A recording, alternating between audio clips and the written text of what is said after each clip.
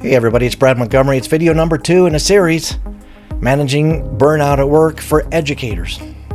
You wouldn't be looking at this video if you didn't know exactly what I was talking about. Burnout is a thing, isn't it? Well, I got some ideas that are going to make it easier. Do we really have to define the topic? The topic today is creating a culture of positivity. Do we really need to teach you what a positive culture is? I don't think so. I think you know it. But briefly, let's talk about what it isn't. If you're going to whatever part of education you're in, whatever your building is, your district or your school or your class, and you don't want to be there and all of the other people don't want to be there, if the teacher's lounge is just filled with people moaning and complaining, if people hate the administrators and loudly proclaim it, if people are complaining about that difficult student all the time, as opposed to talking about some of the joys that education brings, well, let's talk about how to fix that. Creating a culture of positivity. First tactic is just that. It's something you can use and implement immediately, and it is focusing on gratitude and having a gratitude practice. This sounds a little woo-woo, but just trust me, the science works. All you have to do is think of 3 to 5 things each day for which you are grateful. And also, there's 2 steps. You have to name them, but you have to label them. You're like, oh, I'm thankful for my health. Okay, that's number 1. Health, I'm labeling it. If you do this every single day, what happens is it becomes a habit. Your brain is chemically changed to start looking out for positive things instead of doing what it might be doing right now, which is kind of looking out for other things that are annoying. The most common thing to do is to keep a journal of gratitude. And that could be easy. It could be at your bedside table. You just have a journal or a sticky note and write down 3 things before you go to sleep. It could be, if you're like most of my educator friends, you're overwhelmed. So maybe this is something you do on your drive into school. What are 3 things? Okay, I'm super happy that I'm feeling better. My health has been a problem. It's been great. I'm really happy that one kid who has been a problem is coming around, and I feel like we're making progress. I'm really happy that I'm better prepared. My lesson plans are better today than they were yesterday, because you know about yesterday, right? They can be big things like that, but the science is cool. They can be small things. I'm really glad it's sunny today after 3 days of rain. This coffee is really hitting the spot. When it comes to the science of gratitude and how that changes the chemicals in our brain, oddly, the degree of these things for which we're grateful does not matter. It's a beautiful thing. It's so easy. Try it. It works.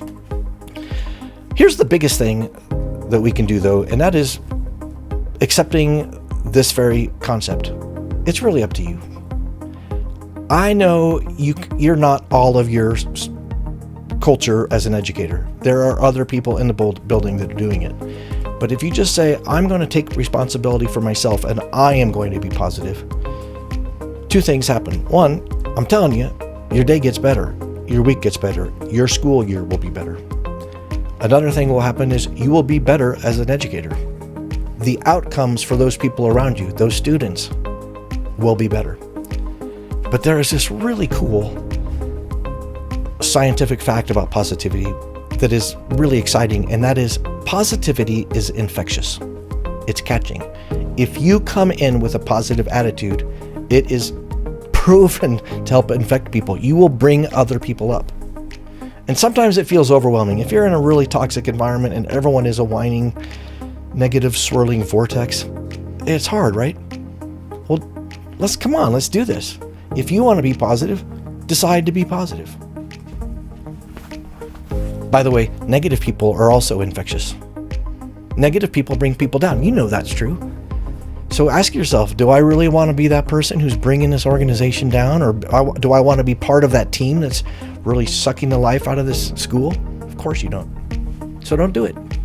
Now, if you're a leader, if you're an administrator, you got an even, or maybe you're a department head or something like that, you've got an even bigger challenge, which is you need to be positive yourself and working on your own gratitude and bringing your own self in as a smiley, positive, upbeat ray of sunshine.